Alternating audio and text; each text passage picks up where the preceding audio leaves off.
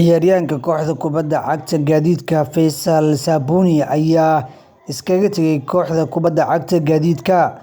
Laacibkan oo ka mid ah ciyaartoyda laf-dhabarta u ah kooxda kubadda cagta Gaadiidka ee lagu magacaabo Ibrahim Sabuni ayaa markaasi baneeyay booska kooxda kubadda cagta Gaadiidka.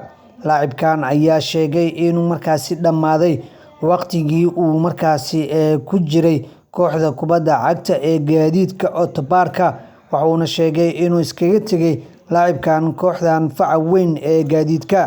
Laakiin sababaha jira ee xogta rasmiga ah ayaa sheegaya in qandaraaskiisa uu dhammaaday. Sidoo kalena wararka ayaa waxay sheegayaan in khilaaf uu soo kala dhexgalay iyaga iyo maamulka.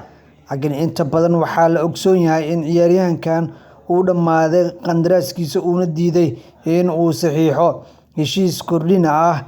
Hadda waa uu ka tegay kooxda kubadda cagta Gaadiidka, wuxuuna ka mid yahay ciyaartoyda aan weli ku biirin kooxaha kubadda cagta ee dalkeena Soomaaliya.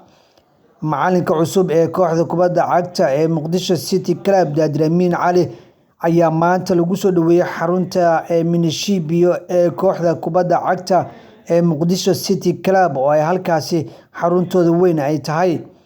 Ciyaartoyda iyo maamulka iyo macallimiinta ayaa si weyn u soo dhaweeyay Daadir Amiin oo laf-dhabar u ahaa kooxdan waayihiisii ciyaareedna waqti badan ay ku soo qaatay. Hadda waxa uu noqday macallin rasmi ah, horeyna waxa uu soo noqday macallin si ku meel gaar ah oo kooxda ay kula leeliyay. Macalinkan ayaa dhowaan waxa uu kula guuleystay horyaalka naadiga Gaadiidka ugu dambeysay muddo 32 sano oo koobkan aysan qaadin ayuu u suurtageliyay.